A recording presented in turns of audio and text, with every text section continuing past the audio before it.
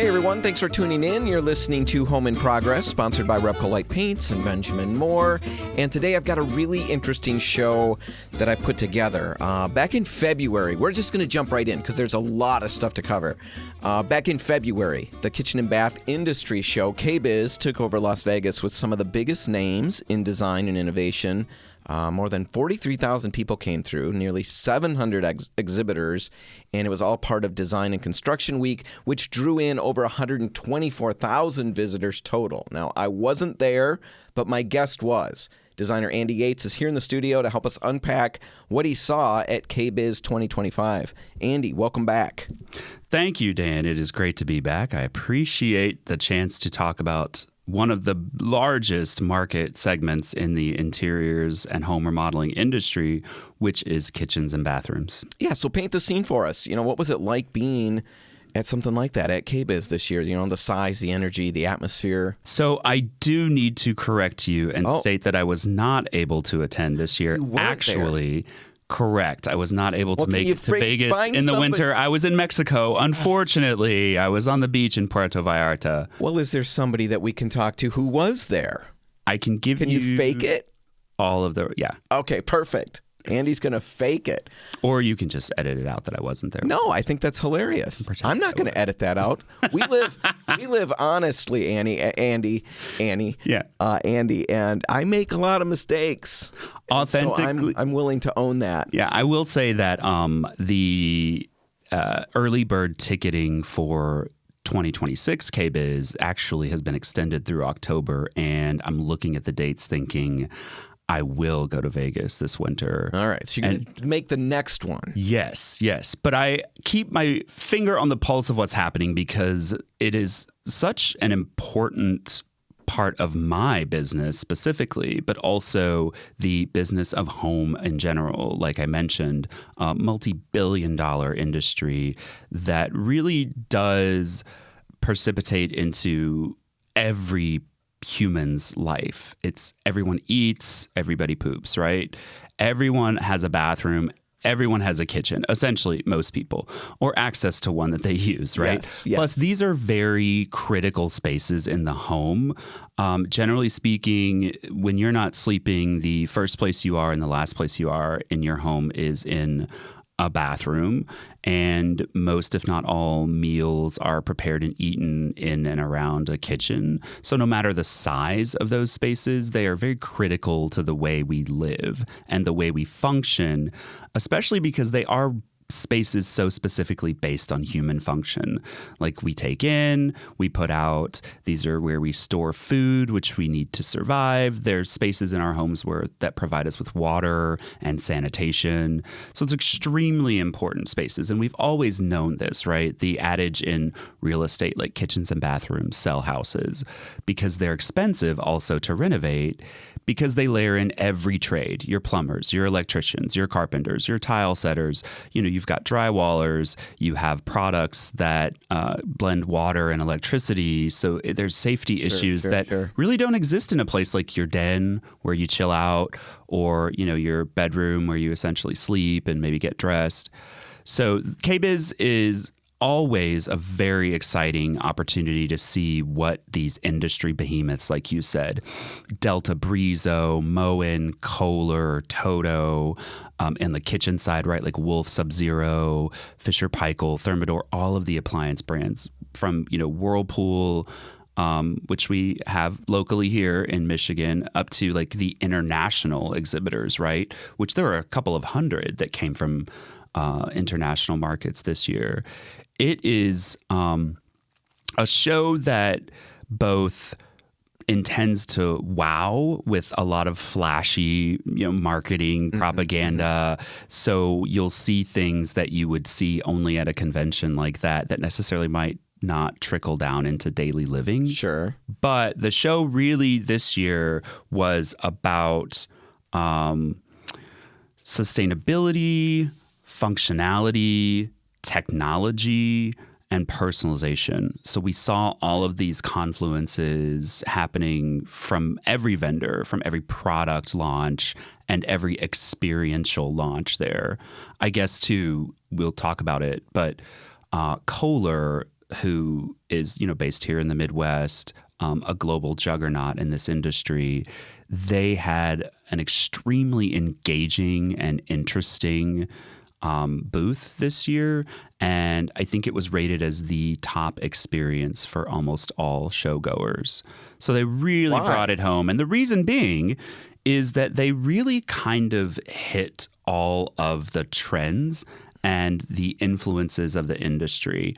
So they had technology, right? These are voice-activated showers and toilets, things that are enabled with Wi-Fi and Bluetooth. So voice-activated shower and toilet. Yeah, like go or turn on now. I want the water, whatever degrees. Flush the toilet now. What am I talking to my toilet for? Right, smart technology. But is why am I the talking future. to my toilet? What am I saying? So you're essentially like a therapist. It's been a busy day today. It's been maybe I don't know how I'm going to get through it. With the advent of AI and these language models that people are using as friends and therapists. Well, have a seat, Dan. Let's talk this have through. A seat and talk to your shower about your problems. It's cathartic and maybe healing in some way. Those spaces where we rejuvenate and regenerate. And so with like smart toilet technology, it's able to tell you, first of all, keeping track of the mechanics of, let's say, your plumbing fixtures to see if anything's wrong, monitoring water pressure, My toilet's doing that temperature. for me? Yeah, so these smart toilets would inevitably be able to tell you if there's a leak in the tank. These toilets are also, the technology in a toilet is a little different because it's more about the functionality of having a heated seat, having a toilet that's sanitized with UV light every night, having, bidet functions for cleanliness, having the ability to, not have to touch it. So auto seat lifting, auto flushing. We saw this in, a lot of shower technology released from companies where you can, in the morning, preset your shower to come on at the exact time you want, at the exact temperature. If you need to jump into the shower quickly, you can tell your phone as you're driving home, hey, phone, I won't say the name so our phones don't talk to us. You can say like, hey, smart intelligence, turn on the shower for Dan, or, spouse A, spouse B, run a bath for the kids, right?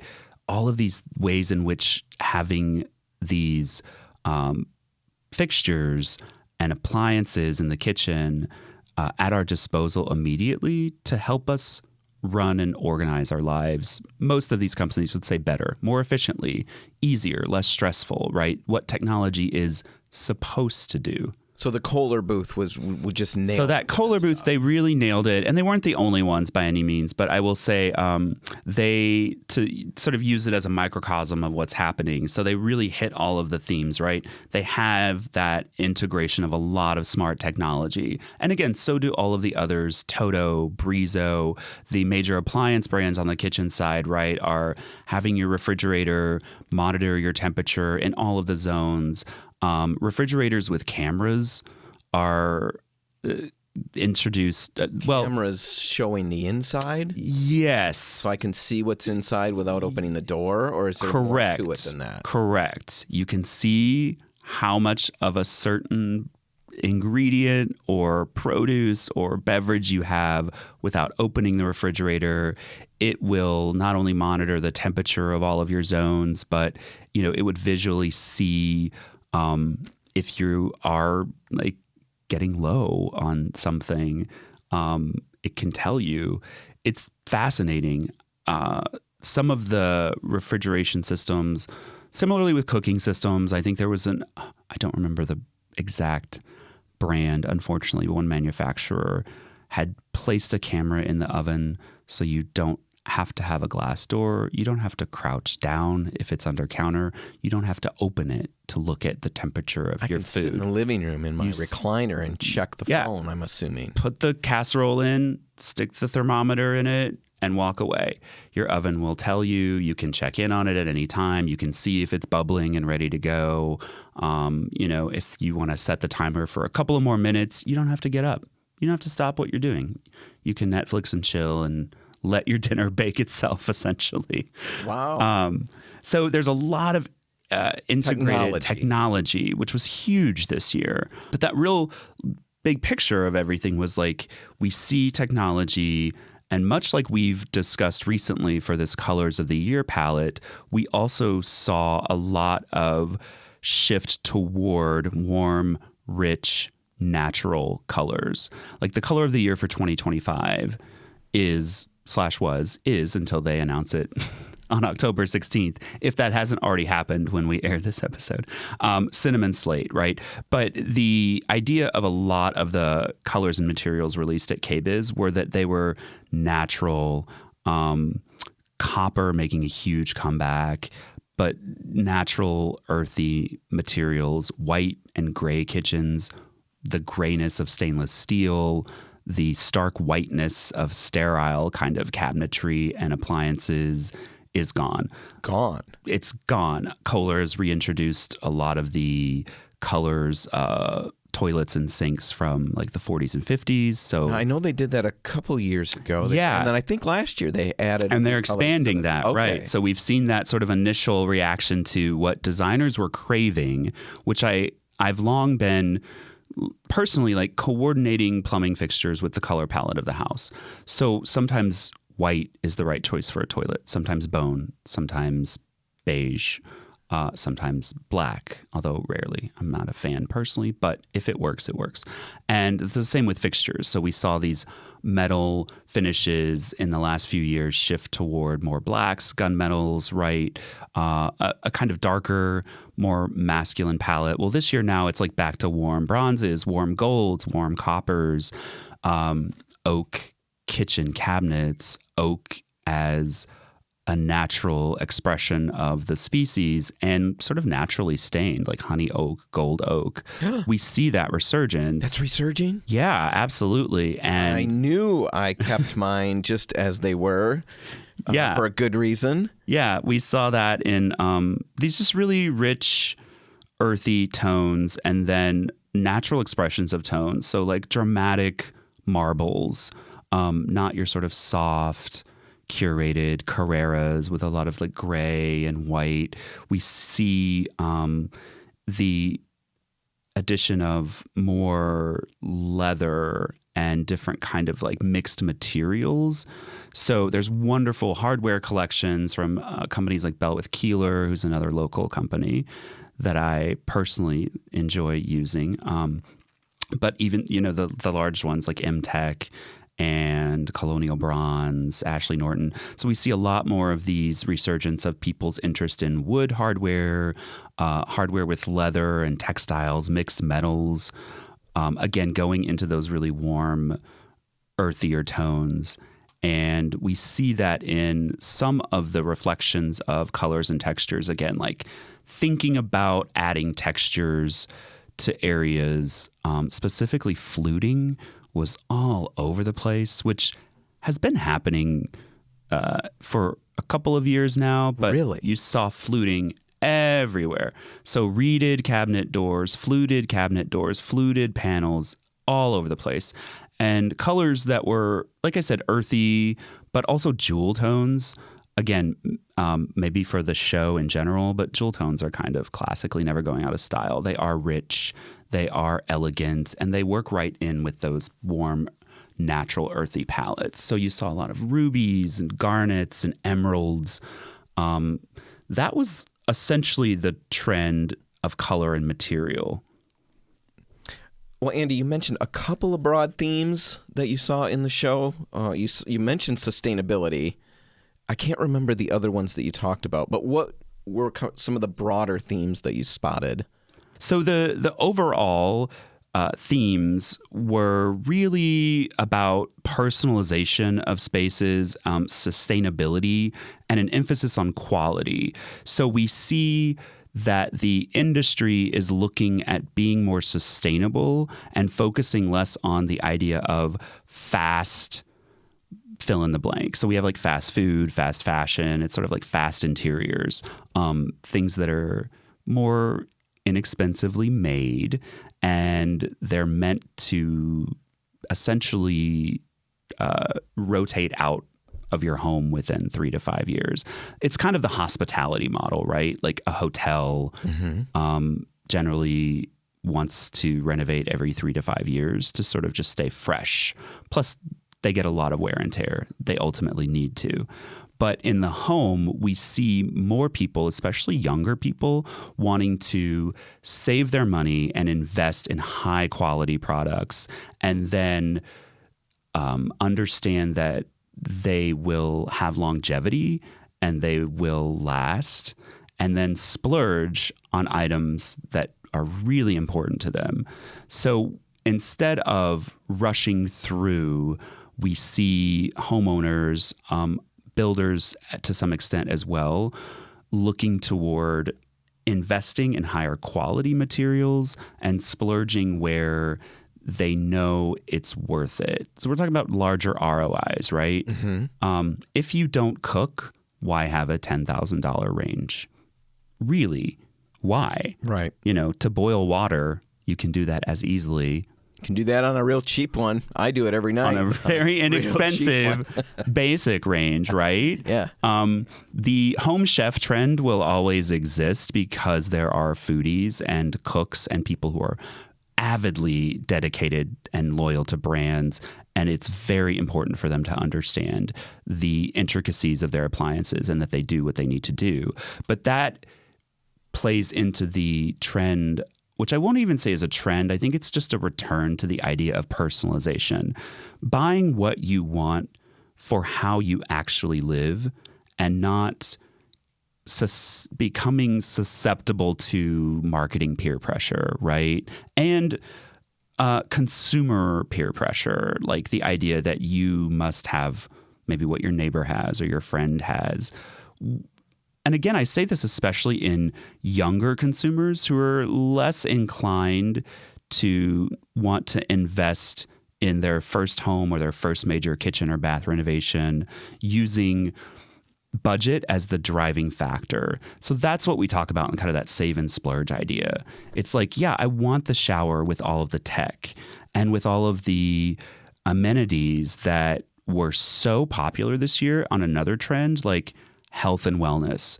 Like your not just sanitation for health and wellness, but these showers and these baths that give you chromotherapy, aromatherapy, water, different hydrotherapies, food as nutrition, right? And we always say food is love, right? It's the way that many people express, their love for their families and friends and guests, and cooking is more than just preparing food as fuel. And so there's a real emphasis on wellness and how to properly preserve food. And again, in that... So all of that is coming out. That's what wellness, you're seeing. Nutrition, the emphasis that we have now on like fresher food, farm to table. We have to think about food without a lot of preservatives does not stay preserved as long. So the refrigeration of it, the storage of it, how are companies innovating to meet that demand? Gotcha. And then how is that food prepared on your range, in your oven? People love multifunctional appliances. So having just renovated my kitchen last year, I am lucky enough to have a relationship locally with Beacons, and I worked with Fisher Paykel for all of my appliances. And I have what one could say generically is a microwave, but ultimately they call it a speed oven, and it has 27 different cooking settings. It convects, it microwave cooks, it aero bakes. So you have one appliance that can replace 4 to 5 small appliances. I have an oven similarly, right, that is also a smart oven, an induction cooktop that has the ability to be like not only a safer way to cook, but very specifically the refrigerator, right, with different zones and temperature settings. And all of this was seen as a trend in home appliances, right? Personalization, a return to wellness, creating fresh foods, cooking fresh foods, storing food properly. That was very important. And it aligns with our return to nature, natural color palette, natural materials, and biophilic design. People wanting to be able to grow their own food at home. There was a whole section of KBIS for like hydroponics and people growing food, let's say growing whatever they want, but we'll say herbs, plants that are edible. Yes. There was an emphasis on that too, and people wanting to introduce microgreens into their diets. So we see not only the storage and preparation of food, but the actual creation of food all for at this a family event. Yeah, absolutely. And these showers that have all of these spa, almost the like bathroom. paramedical features were It really almost important. sounds like the bathroom's a spa now. Absolutely. And it always has trended that way. I mean, that's sort of the established way of, the luxury market. And what we see available now more readily to homeowners at a better price point, honestly, or save and splurge price point is the shower that can give you steam and can give you water massages. And it really is a space to be well. Again, we've talked about how chaotic and uncertain the world seems to be right now, and everybody's inundated with messaging and marketing and social media, and you're always available on your phone, and people are working from home, but really that just means they're kind of working more and they don't have a space to retreat. Mm-hmm. Bathrooms are quintessentially spaces of, rejuvenation, relaxation, and wellness in general. It's like cleanse your body, cleanse your mind. And in the kitchen, we see that in people reconnecting with their family and loved ones and just getting their hands dirty, creating something, right? Yes, there's technology there, but it's being used as a tool to enhance that for individuals rather than sort of to be distracting and to try to sell you something. So when you're talking, what I'm hearing is like cash register bells going off because this just sounds so expensive. Now, I know you mentioned this idea of save and splurge, and that makes a lot of sense.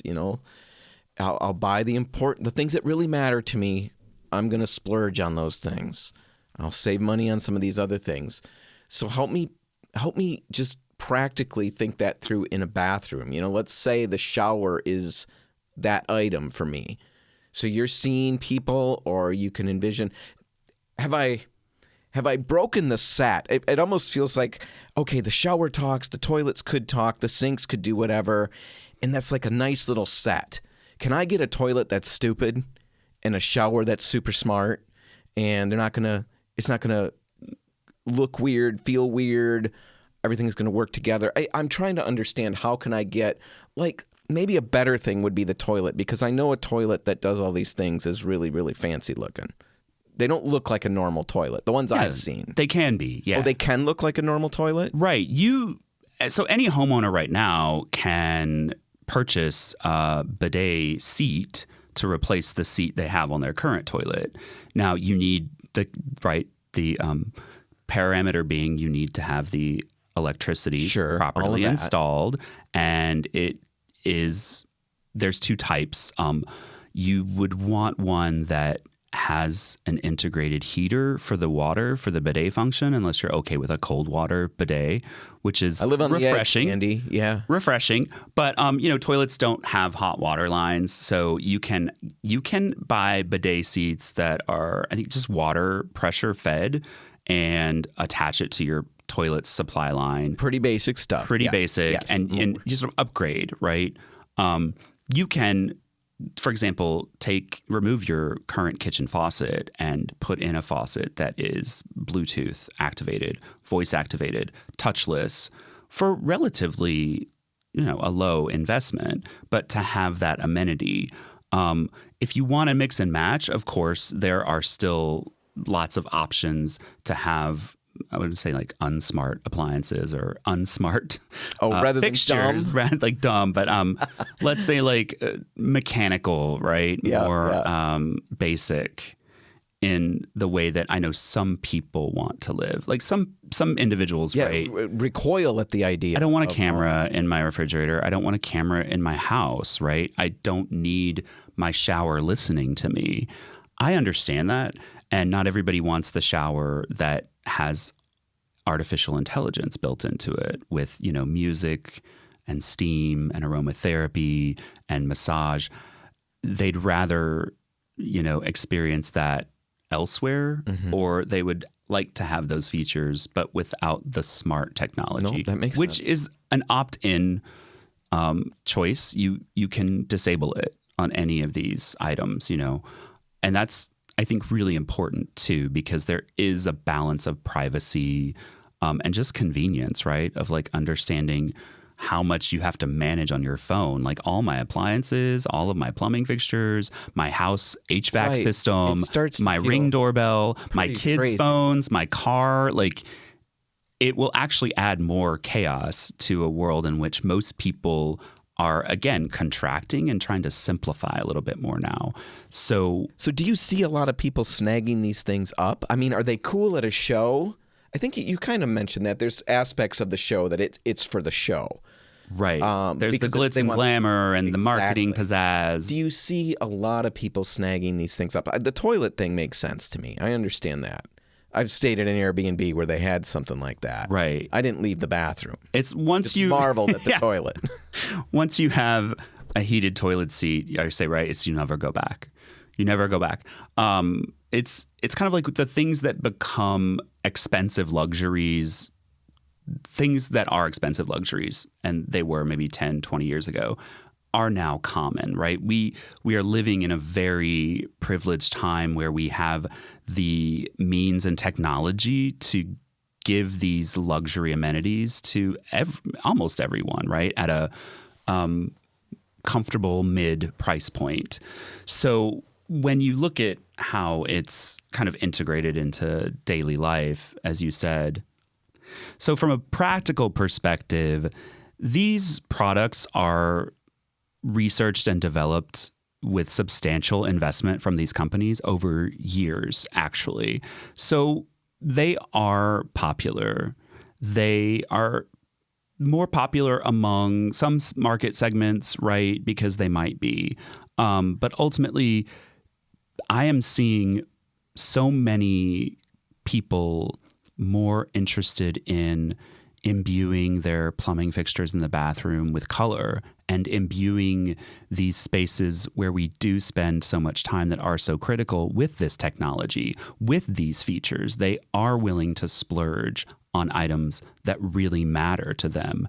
And the reason being is some of the uncertainty in the global markets, in finance, in the world in general, has kept people a little more aware, especially since the pandemic, of what home means and how to be planted and really deeply invested in where you are. So less nomadic, kind of transient lifestyles. We're seeing people plant themselves. They're forecasting for longevity in their homes, and they're going to invest significantly in what matters to them, right? Instead of thinking of like fast flip, what is the next? This is one of the things that something that has always infuriated me in my business, where I will meet with a potential client and we will be reviewing their spaces. We're taking a home tour, and a comment will be made about resale value, right? And my thought has always been intrinsically, if you're thinking about who the next person living here is, you're not truly living here. If you're worried about having a space that's overly personalized because of resale value, I would question the motivation behind that, because the real estate industry, especially since it's been it was growing before the recession, but then it started to grow again because it started at a much lower point. I mean, there is a force behind pushing people to have bigger and better homes, upgrade. And if the idea is not to settle in and remodel what you have now and make it yours, it is like always look for the next big thing, right? And that pressure that we feel, which I think is just like not to be too philosophical about it, right? But sort of like the idea of this like end stage capitalism. It's like bigger, better, more, more, more. We saw that with monster houses that have become commonplace in neighborhoods that are 10, 12, 14,000 square feet. The contraction that I'm talking about, right, from that excess is having people in their homes, not thinking about resale, not thinking about what's next, but actually just living there. Being present Yeah. and saying, I want to personalize this space for me and my family because I'm willing to invest in that. And I'm not worried about the next person who may or may not own this house because someone, a buyer, will love it. And if they don't, they'll do exactly what I did. They'll personalize this space in their own way. And that is a force in interiors right now that is in all of the color trends we see, all of the kitchen and bath industry products and innovations. Like the concept of designing for someone else is almost so passé right now. It's offensive, I would say, to some people, right? Like, I like that. I think that's great. Yeah. Design for us. Pick things that you like rather than right. Because we'll talk to people about colors, and it's the same thing.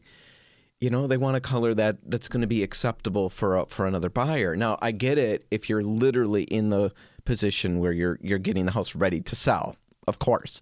But if you're not at that point. And sometimes, you talk to the people and they're not. I've made the same thing. I've thought the same thing. Is this a color that other people will like if I sell the house? And then I've caught myself and I said, well, are you thinking about selling the house? And no, I'm really not. Right. So why am I doing this? Why don't I pick something that I truly like and make the most of the time that I'm in this house, however long that is, by enjoying it to its fullest extent, rather than designing for somebody else, and not just somebody else, but some vague other buddy, other somebody else. You have no idea what their tastes are, what their functionality requirements are. Essentially, like you said, Dan, if you are a short-term real estate investor, if you know that you're going to own a property for a limited amount of time, it's, prudent not to overinvest in that. If you are leveraging it as an investment strategy, that is a really kind of, again, I say like very, very specific, very niche, very like privileged place to be with people. I mean, it got out of control, right? With like flipping houses, let's flip houses, let's be landlords. And then you actually understand what it means to work in that industry and to be a landlord. And so many I don't want anything to do with this anymore. Have said, oh, I don't need to own 4 houses. Like, this is too much. I have all I can do with a house and a shed. Right. A little shed in the back, and so that's enough for me. I think this is just a trend in like our society in general of people who are stretched too thin and stressed out beyond their capacity and capability to function, right? So the shift to less is more, again, better quality. That's very prevalent in the break in like 40 and over versus 40 and under. Maybe it's like the millennial down to Gen Z. Yes, everyone is always going to be sort of impulsively interested in like fast fashion. Like, oh, I'm going to buy that bracelet. I'm going to buy those shoes. Maybe I'll change up my car every 3 years because they innovate and change so rapidly. But when it comes to a significant investment like a kitchen remodel or a bathroom remodel, a home remodel, or building a custom home, we see them now smaller, smarter, more personalized, and reflective of the actual needs of the individual and the family, not of some as yet unknown future buyer. Right. Well, and if it's paint, I mean, that's the easiest thing to do when you sell your house, right? Depersonalize, move out at least 30% of your stuff, clean it, please clean it, and paint everything beige. I love what you're talking about. I love where this industry, KBIS, was pointing, is the idea that, first off, just thinking about these two spaces, kitchen and baths, as how important those spaces are. I think, You said it at the beginning. We understand that to some extent, that these are key spaces in our home. But I don't think we think about them as we don't put them on the level that they really are at. These are critical spaces in our home to get right, to focus on, to splurge in when we need to. And I love the idea of saving and splurging. I'm not going to buy that crazy big stove because I'm going to just boil water, but I'm going to put that money into, this amazing toilet. We're going to have some great times, this toilet and I. That kind of a thing. Just building these spaces for, just the... what do you want to even say? The mental health is the wrong word, but it's just the calm. Wellness is the sort of idea. I love that. There's like a wellness industry that is, again, like the grift of snake oils and supplements. That is white noise. Ignore it. It's all marketing. But true, honest wellness, right, is what are you eating and how are you functioning every day in these spaces that are so critical? I mean, how do you... I think the four most important places in a home, when I talk to clients and when I stop and think about it, really, it's like, okay, like your kitchen and your bathroom, they are incredibly important. Invest in a very good mattress and bed sheets because we sleep a third of our lives.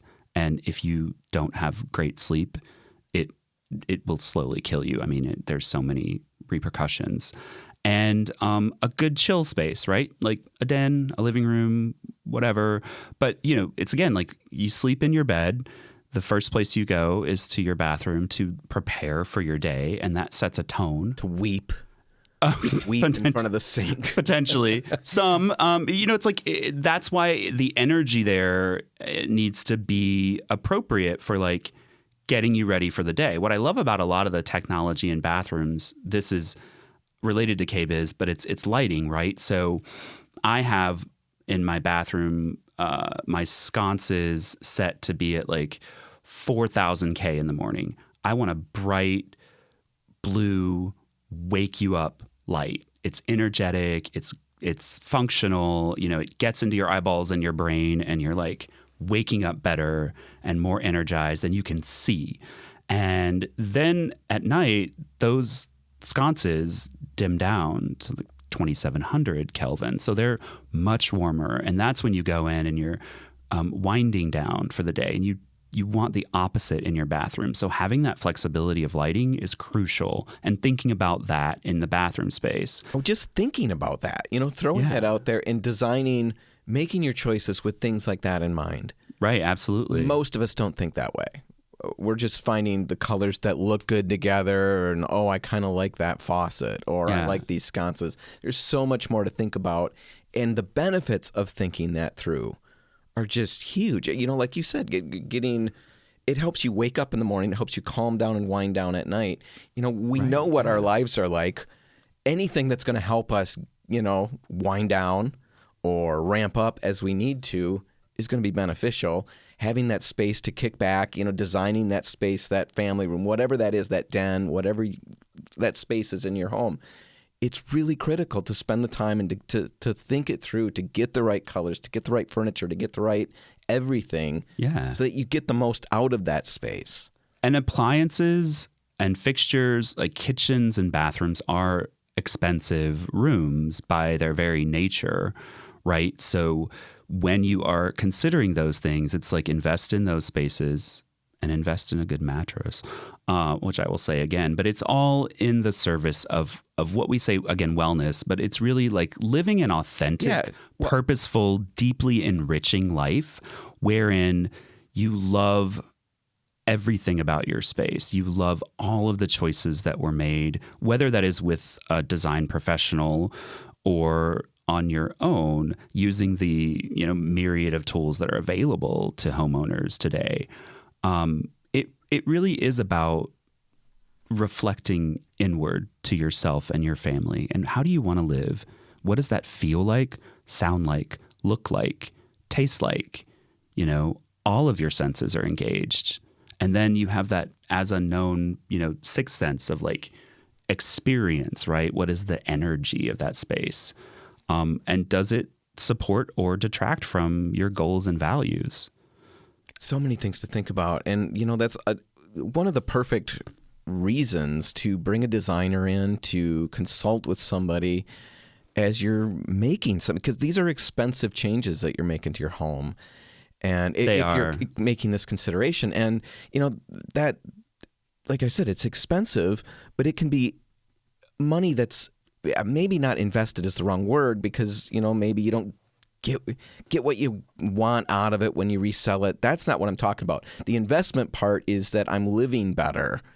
It absolutely, because of these things, and putting all of this together the right way, and talking with somebody who thinks this through. You've been thinking this through way longer than I have. If I'm going to start doing that in my home, I want to talk to somebody who's going to help me make the wisest decision, not just me dipping my toe into an industry now. And what's going to happen to me is I'm going to start looking. I'm going to snatch the few, the couple of things that I can afford, let's be real, but the things that catch my interest. Whereas if I'm talking to a professional, it's very likely that you're going to help me steer myself away from the first glitzy things that caught my eye to the things that are really going to matter.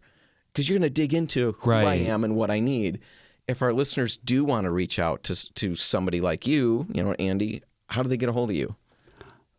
Well, I thank you for the endorsement, Dan. Yes, it's a very complex, layered, and nuanced process to design a home properly. And I love what I do. So if anybody would like to speak to me about their project, they can find me on all the socials at Andy Yates Design, and my website, andyyatesdesign.com. I'm based in West Michigan, but I travel pretty much all over the country working on homes and businesses. So that is how they can reach out to me. All right. I'll put links in the show notes. You can check out Andy's website and all the socials and all of that. Andy, I love sitting down and talking to you.